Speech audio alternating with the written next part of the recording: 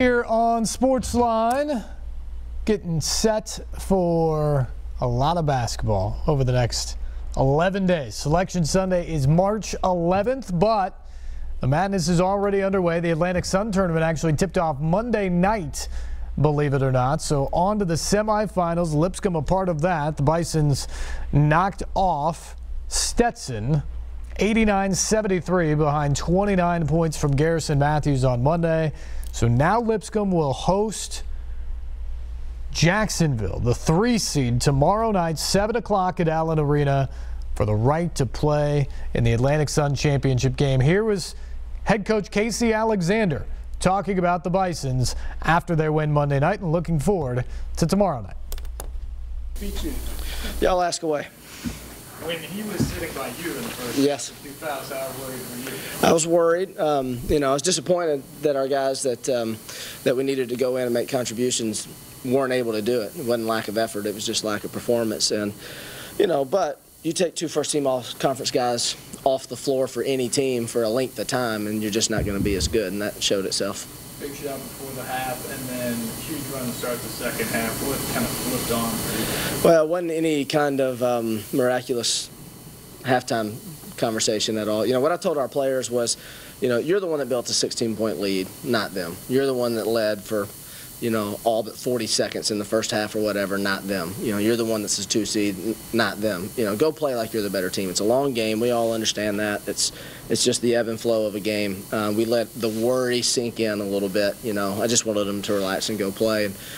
And you know, we won the first 9 possessions of the second half, and so that was obviously critical.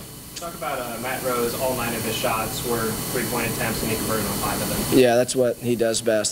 That's why he's in there. We need him to do more than that, but anytime he can deliver and play his role well, that's a huge lift for our team, and you know, those are good numbers, and it's nice to have another scorer out there. Yeah, when Kenny and Garrison went on foul trouble, you guys, when they switched to a zone, you guys seemed to settle for a lot of threes, and we kind of frustrated the fact that they weren't trying to. Well, I thought we were a little too impatient. You know, I mean, we're going to shoot a lot of threes. They've got, you know, we're a green light kind of team, but I didn't think we necessarily had the right guys shooting them early in the clock, and could have afforded a little bit more patience. The zone kept us from getting the ball inside like we want to, and so it was just, you know, it's tough. Zones, you know, zone's such a mental thing sometimes. Shots don't come in rhythm.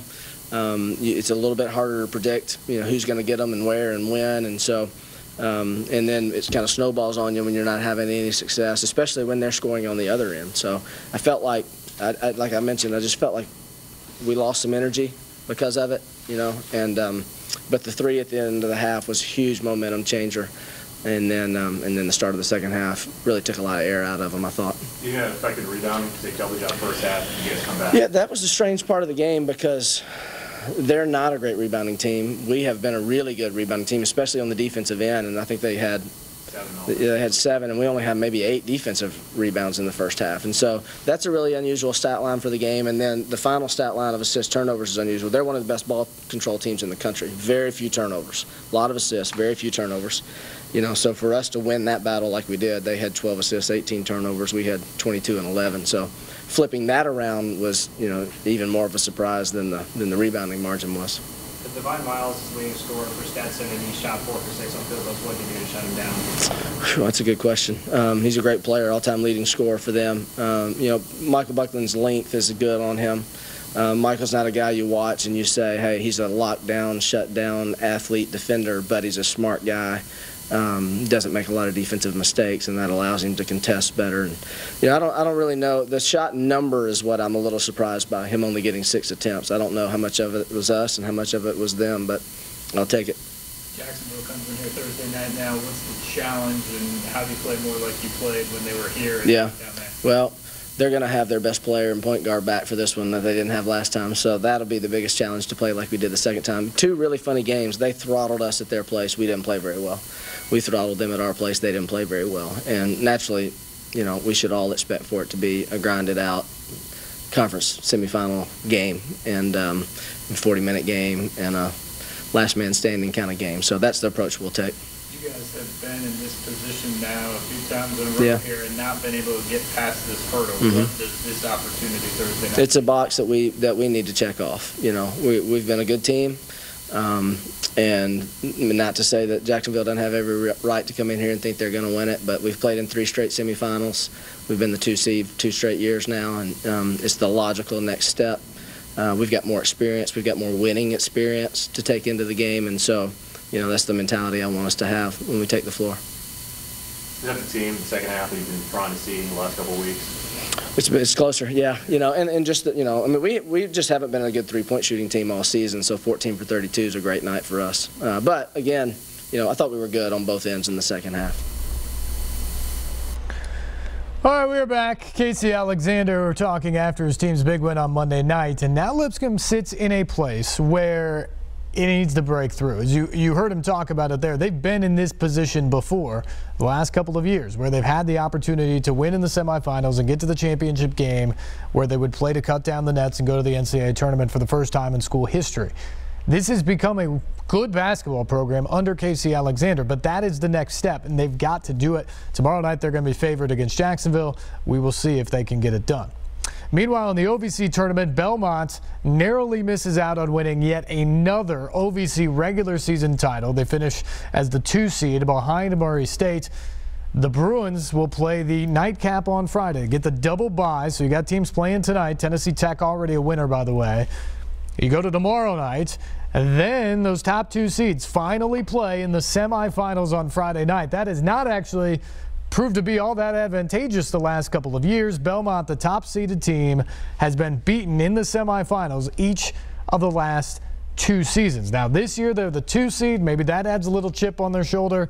Maybe the memory of the last couple of years adds a chip on the shoulder for some of these upperclassmen who have been around for those defeats. But we'll find out who they match up against. Maybe Austin Peay, maybe Tennessee State, who they get matched up against, and if they can get back to the championship game, and if they can cut down the nets and get back to the NCAA tournament, because it has been since 2015 and just, let's see, 1 trip in the last 4 years for Belmont. They would like to change that. Here is head coach Rick Byrd talking about the Bruins' preparation for the OVC tournament.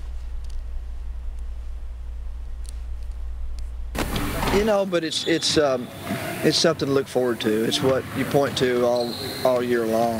Heck, you point to it from the end of the last game a year ago to get to this week. So it'll get more stressful as it gets closer to Friday night. But I think any team in the country would take. You've got to win 2 games to go to the NCAA tournament, and that's where we are. Leads me to the next question. I mean, obviously you only have to win 2 to get in, but like once you're there and you're sitting around on Thursday, you're kind of like, all right, let's get going. My guys looking forward. I think a bigger concern is there an advantage to the team that plays Thursday night and they've been in the arena and they've played a game, and you're sitting around, you hadn't played since practically a week before. And you play. Now, we haven't handled that well the last 2 years, but we handled it great prior to that. UT Martin has been in the same boat the last 2 years, and they won their game on Friday night. So, you know, we can come up with a lot of excuses, but it's just going to be how well we play when it goes up, and it's going to be late Friday night when we get a chance. Let me ask you this. You get the double bye, but you're not the 1 seed. Is that kind of the best of both worlds? Maybe a little bit.